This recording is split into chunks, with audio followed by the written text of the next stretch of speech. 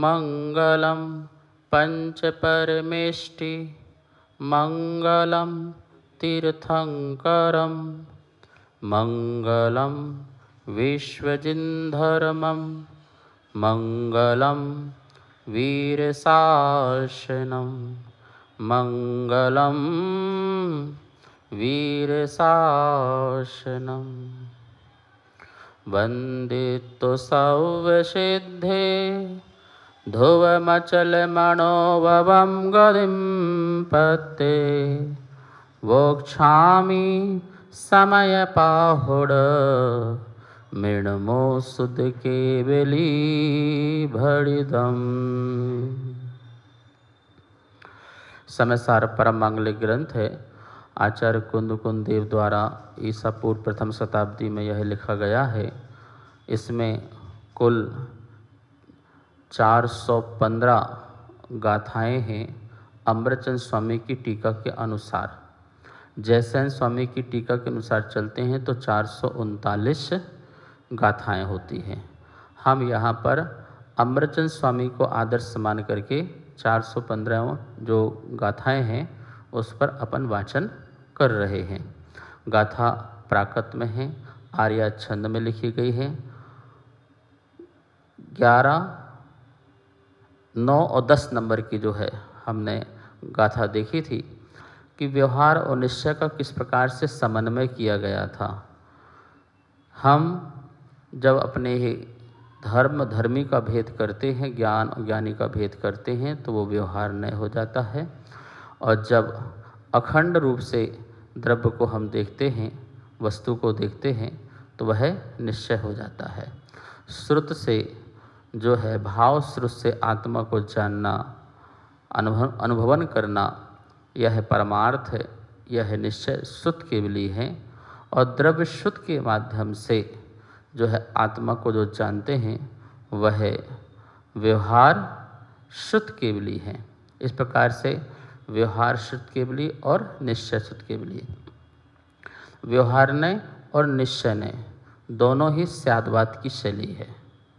यदि एक भी नय को यदि हम अलग कर देते हैं तो हमारा वह नय सम्यक नय नहीं कहलाएगा, सुनय नहीं कहलाएगा, वो कुनय हो जाएगा। और कुनय मिथ्यात्व कहलाता है, क्योंकि वो एक पक्ष सर्वोपरि हो जाता है। जब एक नय को सर्वोपरि कर देते हैं तो वहाँ पर मिथ्यात्व हो जाता है। हमारे यहाँ कोई भी एक नय सर्वोपरि नहीं है, अपेक्षाकृत नय होते हैं, अपेक्षाकृत नय होते हैं। इन नयों की व्यवस्था क्यों की गई है? हमें अपनी शुद्ध आत्मा का अनुभवन करना है, या जगत को जैसा है उसको वैसा देखना है, इसलिए इन नयों की व्यवस्था की गई है। यद्यपि जब हमें अपनी आत्मा का अनुभवन होता है तो नए पक्ष से अतिक्रांत हो जाते हैं, फिर नय नहीं रहता है। नय तभी तक है जब तक हमें वस्तु स्वरूप समझ में नहीं आता है।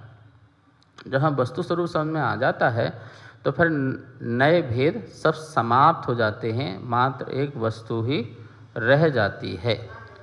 हाँ, तो इसी बात को यहाँ पर आगे जो है अपन 11 नंबर की गाथा में पढ़ेंगे कि व्यवहार नय क्या है और निश्चय नय क्या है। शिष्य के मन में एक जिज्ञासा प्रकट हुई कि आप अभी तक हमें समझाते आ रहे हैं व्यवहार से, व्यवहार के बिना परमार्थ का ज्ञान नहीं हो सकता है, बार बार हमें व्यवहार निश्चय की ओर ले जा रहे हैं। एक बार हमें स्पष्ट कर दो कि व्यवहार नय और निश्चय नय क्या है, जिससे हम आगे वस्तु स्वरूप को समझ सकें और हम बार बार आपसे प्रश्न भी न करें कि फिर व्यवहार से बात कही गई है या निश्चय से कही गई है। फिर हम समझ जाएंगे कि आप यहाँ जो बात कह रहे हैं वो व्यवहार नय की है और जो यहाँ बात कर रहे हैं वो निश्चय नय की है। श्रोताओं को बिल्कुल इस बात का ध्यान रखना है, जैन दर्शन को पढ़ते समय आपकी दृष्टि जो है वो कैसी होना चाहिए, इस बात को ध्यान रखना। जैसे अपन कोई श्लोक पढ़ें, कोई गाथा पढ़ें तो उससे कई प्रकार से पढ़े जाते हैं। जैसे आपने पहले गाथा का उच्चारण किया, फिर आप उसका अन्वय करें, फिर उसका आप शब्दार्थ करें, फिर आप उसका भावार्थ करें, फिर आगमार्थ करें, आगम क्या कहती इस गाथा के लिए वो भी लगाएं। फिर नयार्थ लगाएं कि ये किस नए से ये बात यहाँ पर कही जा रही है। फिर मतार्थ लगाएं, इसमें कौन सा मत लग रहा है, स्वमत लग रहा है, परमत लग रहा है, स्वमत का मंडन हो रहा है, परमत का खंडन हो रहा है, क्या हो रहा है। इस प्रकार से ये चारों पांचों प्रकार की दृष्टि से जब हम गाथा पढ़ते हैं या श्लोक पढ़ते हैं तो हम सही तरीके से जान पाएंगे। अथवा क्या होगा, हमें जो पसंद आया हमने वो गाथा ले ली और हमने कहा ये गाथा तो बेस्ट है। जिन शासन की जो खोज जैसे होना चाहिए थी वस्तु स्वरूप की वैसी नहीं हुई। लोगों ने लेख तो लिखे, खूब लेख लिखे, पर अपने को संतुष्ट और पर को संतुष्ट करने के लिए लेख लिखे कसायबद्ध। जहाँ जिसको कुछ लगा थोड़ा थोड़ा उठाया और उसने ये बात अपने सिद्ध करके एक लेख बना दिया। देखिए, महावीर की वाणी को आचार्य की वाणी पढ़ना पड़ेगी आप लोगों को, और वो भी आद्योपांत। सिंहावलोकन से काम नहीं चलेगा कि थोड़ा यहाँ देख लिया, थोड़ा यहाँ देख लिया, जो अच्छा लगा उठा करके लोगों को समझा दिया। ये तो आपने अपनी बात प्रस्तुत की है, एक पक्ष की बात प्रस्तुत की है, लेकिन दूसरा पक्ष भी है, उसको आपने गौण ही कर दिया। ठीक है, बोलते समय गौण करो, लेकिन लिखते समय गौण तो मत करो, वो गलत हो जाता है, फिर वो एक पक्ष की बात हो जाती है, ऐसा नहीं है। इसलिए कुंद स्वामी जी महावीर की वाणी को प्रस्तुत करने के पहले बिल्कुल स्पष्ट कर देना चाहते हैं कि भाई मैं नयों के माध्यम से ही वस्तु तत्व को समझा रहा हूँ, और जहाँ व्यवहार लगे वहाँ व्यवहार लगाना, जहाँ निश्चय लगे वहाँ निश्चय लगा लेना। ऐसा मत लगा लेना निश्चय को व्यवहार में, व्यवहार को निश्चय में, जिससे वस्तु व्यवस्था ही बिगड़ जाए। एक बार गलत धारणा बैठ जाती है, अनंत काल निकल जाते हैं भैया, अनंत काल। हाँ वही तो एक दो गाथाएं जब देखी हमें अच्छी लगी और आहा हा करने लगे, तो इससे कोई नहीं बात बिगड़ने वाली। आद्योपांत पढ़ो। ये जो ग्रंथ है ये प्रकरण ग्रंथ है, प्रकीर्णक ग्रंथ नहीं है। प्रकरण ग्रंथ की गाथाएं आप कोई से उठा लो, कोई दिक्कत नहीं, क्योंकि प्रकरण ग्रंथ जो होता है, प्रकीर्णक ग्रंथ क्या होता है, वो बिखरा हुआ होता है। अभी दान की बात चल रही है, फिर अहिंसा की बात आ गई, फिर व्रत की आ गई, मतलब वो प्रकीर्णक है। जैसे तारे बिखरे हुए हैं, वो ऐसे जैसे रैण सार है, वो प्रकीर्णक ग्रंथ है, प्रकरण ग्रंथ नहीं है। प्रकरण ग्रंथ महाराज जी होता है आद्योपांत, मतलब कि एक दूसरे से कनेक्टिविटी बनी हुई है। जैसे तत्वार्थ सूत्र है, तो सूत्र एक दूसरे से अनुश्रुति से आते जा रहे हैं, वो जुड़े हुए हैं, पीछे से जुड़े हुए हैं। एक को भी निकाल करके कर लो तो ना दे वहाँ पढ़ लो बस, तो क्या होगा, हाँ तो गलत हो जाएगा। नाड़ो पढ़ लो तो क्या हो जाएगा, अर्थ का अनर्थ हो जाएगा। ठीक है ना, इसलिए प्रकीर्णक ग्रंथ पढ़ने का स्टाइल होना चाहिए और प्रकरण ग्रंथ पढ़ने का स्टाइल होना चाहिए। कौन सा ग्रंथ प्रकरण है ये भी ध्यान रखना चाहिए, जैसे समय सार है, प्रवचन सार है, ये सब कौन से ग्रंथ हैं, ये प्रकरण ग्रंथ है। बिल्कुल आपको एक के बाद एक को संभाल के चलना है। ये गाथा पीछे से कहीं ना कहीं से लिंक है, ये पूरी माला है। एक माला में से कोई भी एक दाना निकाल के आप यूज करोगे तो ये समझ में नहीं आएगा, क्योंकि आपने पीछे की बात छोड़ दी और आपको जो अच्छी लगी वो बात पकड़ के आपने सुनाना चालू कर दिया कि भैया फलानी गाथा में ऐसे लिखा, फलानी गाथा में ऐसे लिखा। भाई फलानी गाथा में तो लिखा, उसके पीछे क्या लिखा ये तो बताओ, और आगे क्या लिखा ये तो बताओ। तुम ये तो बता नहीं रहे, आपको जो पसंद आई और आपने उठा करके अपनी बात सिद्ध कर दी। नहीं, ये जिन शासन की अप्रभावना है, मिथ्यात्व का दोष लगता है। ठीक है, अनंत काल बीत जाते हैं, ध्यान रखना। ठीक है ना, अनंत ज्ञानियों के एक मत होते हैं, वो शास्त्र हमें पढ़ना चाहिए। ठीक है ना, और एक अज्ञानी के अनंत मत होते हैं। समझ में आया ना, ज्ञानी अज्ञानियों में क्या अंतर है। ज्ञानी वह है जो अनंत ज्ञानियाँ हों और उनके मत एक हो, और अज्ञानी वह है जिसके अनंत मत हो, एक अज्ञानी के अनंत मत हो। तो आप तो हमसे अज्ञानी बन जाएंगे ना, अपने अपने मत से वस्तु निकाल लेंगे तो नहीं। कोशिश करो हमेशा आद्योपांत शास्त्र को पढ़ने की, वही सबसे श्रेष्ठ है, उसमें भटकाव नहीं है। आचार्यों ने स्वयं ही आगे समाधान करते गए, तुम्हें किसी से पूछने की जरूरत भी नहीं पड़ेगी। आपको समझ नहीं आ रहा, कोई बात नहीं, आप आगे पढ़ जाओ, चले जाओ, आगे जाके आपको समाधान मिल जाएगा। अरे ये बात ऐसी थी, ओहो हम समझ नहीं पाए थे। चलिए इसका उच्चारण करते हैं। निश्चय और व्यवहारण्य को बहुत ही अच्छी तरीके से समझाया और समझाते हुए सम्यक दृष्टि की परिभाषा भी दी। आचार्य लोग बड़े कंजूस होते हैं। किस मामले में कंजूस होते हैं कि कितने कम शब्दों में मेरी बात हो जाए। अब देखो, चाहते तो व्यवहारण्य का एक गाथा अलग बना देते, निश्चय का एक अलग बना देते और बाद में सम्यक दृष्टि का अलग बना देते। बोले नहीं, हमारे पास इतना समय नहीं है, स्याही नहीं है, कागज़ नहीं है, पेन नहीं है, जिससे हम जो हैं, और हम अपरिग्रह सिद्धांती हैं, जितना परिग्रह कम हो सके। तो इसलिए उन्होंने एक ही गाथा में गागर में सागर भरने का प्रयास करते हैं।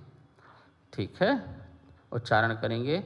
व्यवहारो भूदत्तो भूदत्तो देशिदो दु शुद्धणयो भूदत्त मस्सिदो खलु सम्मादिट्ठी हवदि जीवो। व्यवहारो भूदत्तो भूदत्तो देशिदो दुशोधनयो भूदत्तमस्सिदो खलु सम्मादिट्ठी हवदि जीवो। शुद्ध नए भूतार्थ है, अभूतार्थ है व्यवहार नए भूतार्थ की ही शरण गह यह आत्मा सम्यक लहे। एक एक शब्द का अर्थ देखें पहले। व्यवहारो व्यवहारण्य, अभूदत्तो अभूतार्थ है, शुद्धनयो शुद्धनय, भूदत्तो भूतार्थ है, देशितो दु ऐसा दिखलाया है, भूदत्त मस्सिदो भूतार्थ के आश्रित, जीवो जीव खलु निश्चय से, सम्मादिट्ठी सम्यक दृष्टि हवदि होता है। व्यवहार भूदत्तो, व्यवहारो भूदत्तो, ठीक है ना।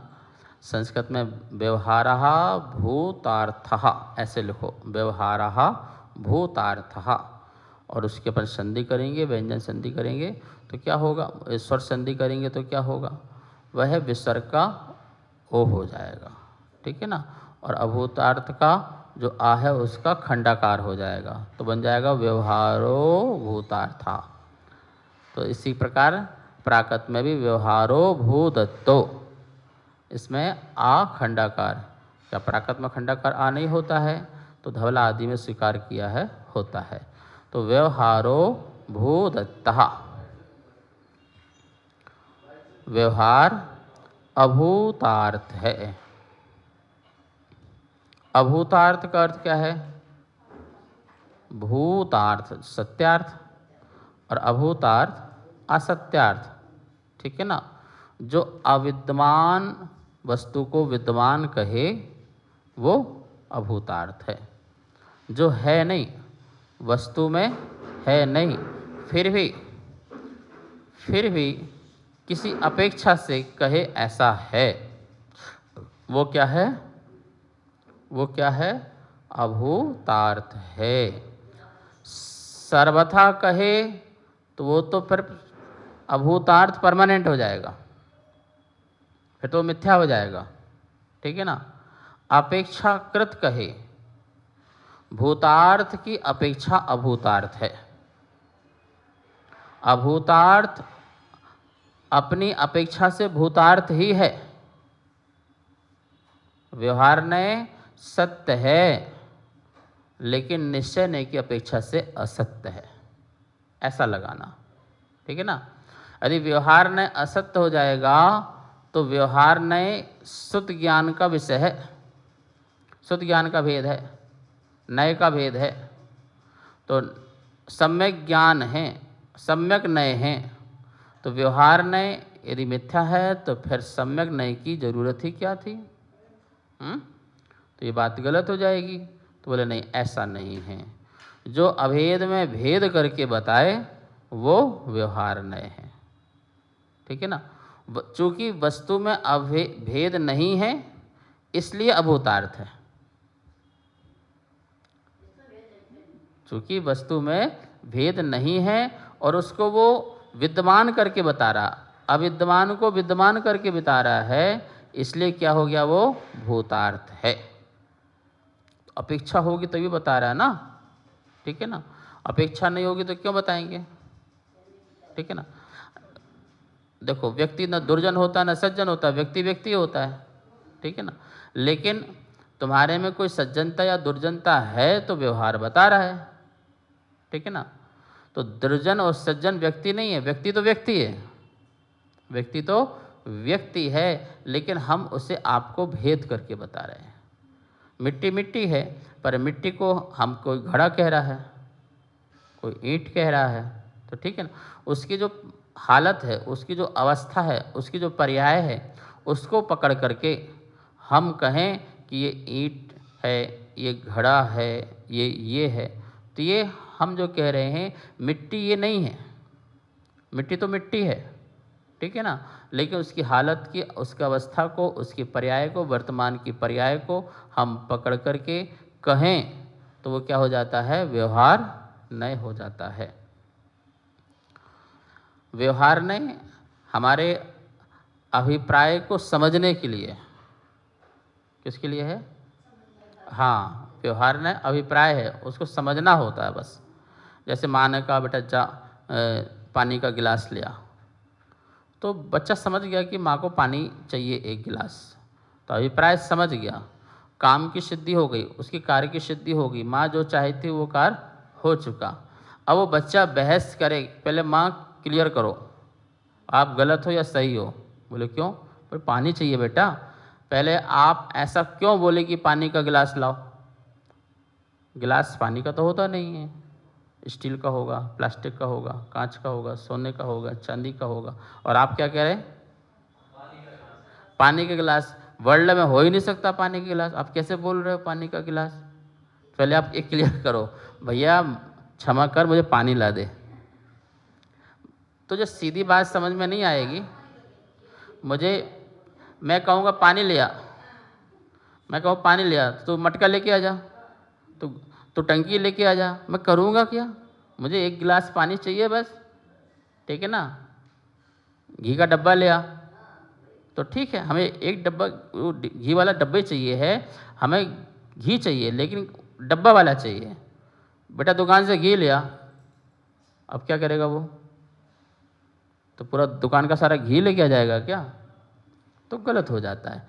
व्यवहार नय वचन में असत्य दिखाई देता हुआ भी अभिप्राय में सत्य दिखाई देने से वो भूतार्थ ही है, उस समय असत्यार्थ नहीं है, अभूतार्थ नहीं है। लेकिन यदि दृष्टि देखेंगे कि देखो यार घी का घड़ा तो होता ही नहीं है, इस अपेक्षा से वो वचन असत्यार्थ है, अभूतार्थ है। ठीक है, बात समझ में आ रही ना? तो ये भाई इस रास्ते से मत जाओ, क्यों? ये रास्ता बहुत लुटता है। तो रास्ता लुटता है कि आदमी लुटता है? और आदमी लुटता है कि आदमी का धन लुटता है? एक के बाद एक भेद करते जाओ है। तो क्या हुआ? तो कहने के लिए हो गया रास्ता लुटता है। ये रास्ता कहाँ जाता है भाई साहब? रोड कहाँ जा रहा? तो उसका अभिप्राय क्या है? उसका अभिप्राय है कि हमें ये पता करना है कि लास्ट कहाँ तक हम जा सकते हैं, जिससे हमारी मंजिल का पता चल जाए। ठीक है ना। रोड नहीं जा रहा, आप जाओगे, गाड़ी जाएगा, आपकी यात्रा होगी, रोड की यात्रा थोड़ी होगी। रोड तो रोड में है, जानता है, लेकिन ऐसा कहा जाता है। कहा जाता है, उसको बताने के लिए, समझाने के लिए कहा जाता है, ऐसा होता नहीं है। पापा का लड्डू कभी होता है? बच्चे का लड्डू कभी होता है?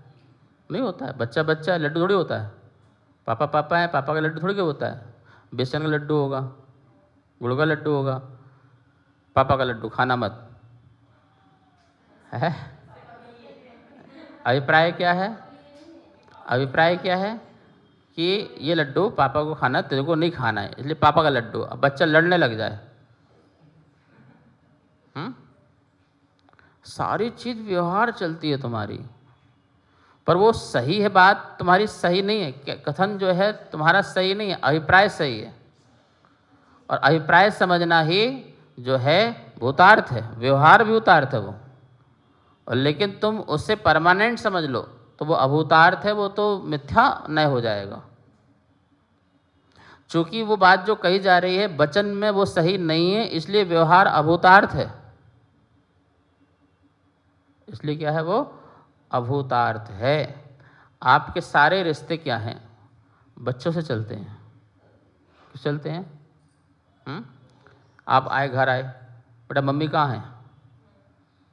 आपने क्या पूछा?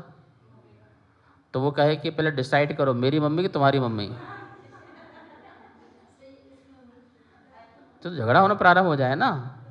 सारे रिश्ते आपके बच्चे से चलते हैं। अब बच्चे को लेकर के ही आप बात करते हो, ठीक है ना। वो बोले मम्मी कहाँ है? तो भैया मम्मी तो घर में तो एक ही है, तो मेरी मम्मी है। मेरी मम्मी पूछ रहे हो कि अपनी मम्मी पूछ रहे हो? तुम्हारी मम्मी हमें क्या पता कहाँ है, मेरी मम्मी तो सामने खड़ी हुई है। भाई इसी को पूछ रहा हूँ, मम्मी क्यों बोल रहा है? फिर मम्मी नहीं बोलना चाहिए ना, तो मम्मी बोल रहे हो तो गलत हो रहा है। नहीं, ये अभिप्राय है कि मैं अपनी पत्नी से ही बात करना चाहता हूँ बेटा, मैं थोड़ी बोलूँगा तुझे ए मेरी पत्नी कहाँ है। अब बच्चे से ऐसा बोले कि मेरी पत्नी कहाँ है, तो बच्चा फिर उठपटांग बोल सकता है कि तेरी पत्नी तो अपना ध्यान रखना, मुझसे क्यों पूछ रहा है? तेरी है, मेरी मम्मी है, मैं मम्मी का ध्यान रख सकता हूँ, तेरी पत्नी का ध्यान थोड़ी रख सकता हूँ। तो कितनी सारी बातें हो जाएंगी, तो ये सब असभ्य बातें हो जाएंगी, ठीक है ना। व्यवहार जो है जिस पर्याय में जो चीज़ रमण कर रही है उसको उस समय वो स्वीकार करता है, ठीक है ना। लेकिन वो पर्याय जो है वो द्रव्य से अलग नहीं है, अभेद रूप है, इसलिए वो निश्चय है, वो भूतार्थ है। लेकिन हम उस द्रव्य से उस पर्याय को या उस गुण को अलग करते हैं तो वो उस समय हम उसको स्वीकार करते हैं, तो उस समय वो व्यवहार हो जाता है। चूँकि वह द्रव्य, वह गुण मात्र या उसकी पर्याय मात्र जो है वस्तु नहीं है माता जी। वस्तु वो गुण मात्र व वो पर्याय मात्र वो वस्तु नहीं है, इसलिए व्यवहार अभूतार्थ। बात समझ में ना। इसलिए व्यवहार क्या है? अभूतार्थ है। और भूदत्तो देश दो शुद्ध नयो, और जो शुद्ध नय है, जो निश्चय नय है, वो भूतार्थ है, वो यथार्थ बात कहता है। बेटा स्टील के गिलास में पानी लेके आ। हमें समझ में आ गया, पानी अलग है, गिलास अलग है, और स्टील के गिलास में ही चाहिए है, ठीक है ना। मटकी में जो घी रखा है उसको लेके आ, ठीक है। तो ये भी कथन जो हम कह रहे हैं ये भी व्यवहार ही है, ठीक है ना। लेकिन फिर भी एक समझाने के लिए शुद्ध न है। हाँ, ये बात ध्यान रखना, कितनी सुंदर बात कही। यदि आपका निश्चय सिद्ध नहीं करता तो वो व्यवहार नहीं है, ठीक है ना। यदि आप दुकान खोली और यदि आपको लाभ नहीं मिला तो दुकान किस बात की दुकान? निमित्त अपना प्रभाव ना दिखाए तो निमित्त किस काम का? तार को हमने छुआ, करंट नहीं लगा तो वो तार किस बात का है? तो तार थोड़ी है, ठीक है ना। गाड़ी है और नहीं चल रही तो गाड़ी किस बात की? तो निमित्त अपना प्रभाव ना दिखाए, कार्य की सिद्धि ना कराए, जो कार्य उससे होना चाहिए वो नहीं हो रहा है। जैसे मंदिर जाना व्यवहार है, मंदिर जाना व्यवहार है, भगवान का दर्शन करना व्यवहार है, और उससे निर्मल परिणामों की शुद्धि होना ये निश्चय है। ये क्या है? हमारा निश्चय। अब मैं मंदिर गया, मेरे परिणाम निर्मल नहीं हुए, तो फिर मेरा निमित्त किस काम का? ठीक है, आपकी काया से पाप नहीं हो रहा, इतना पुण्य आपको मिला। आपके वचन से कोई गलत बात नहीं हो रही है, तो इतना आपको उतने समय आपको पुण्य मिला, वो चीज़ मिली। लेकिन जो मोक्ष की सिद्धि होना चाहिए, मोक्ष के लिए जो कदम बढ़ना चाहिए, मेरा लक्ष्य तो मोक्ष है ना कि संसार है। ठीक है ना? तो मेरा वो लक्ष्य सिद्ध नहीं हो रहा है, फिर किस बात का? महाराज जी के पास आए और महाराज जी के निमित्त से तुम्हारे में ज्ञान प्रकट नहीं हुआ और सतमार्ग नहीं मिला, तो महाराज जी का निमित्त क्या? उसका क्या प्रभाव? व्यवहार वही जो अपना प्रभाव दिखाए, और निश्चय वही जो अपना स्वभाव दिखाए। ध्यान रखना, व्यवहार परोपकारी है, पूजनीय नहीं है। क्या है? व्यवहार परोपकारी है, पूजनीय नहीं है। निश्चय पूजनीय है। जिससे कार्य की सिद्धि हो जाए वो क्या होता है? पूजनीय।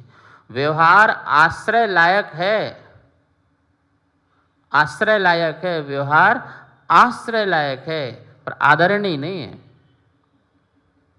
अर्चनीय नहीं है।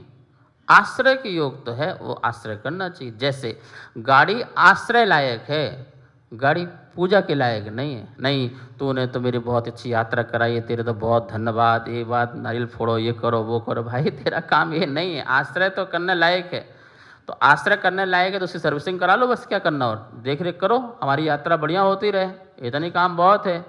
अब तो उसको लेके बैठ जा, नहीं सब तेरी कृपा से मेरा काम हो रहा है, इसलिए तू ही भगवान है, तो ऐसा नहीं चलेगा। इसलिए आश्रय, व्यवहार परमार्थ की सिद्धि में कारण है, कार्य नहीं है, कारण है। तो कारण के कारण उसको हम जो है शास्त्र में जगह देते हैं, अपने ज्ञान में जगह देते हैं, मोक्ष मार्ग में जगह देते हैं। व्रत आचरण जो हैं हमारे मोक्ष सिद्धि में कारण है, इसलिए हम व्रत आचरणों को भी अपने में स्वीकार करते हैं। ठीक है ना?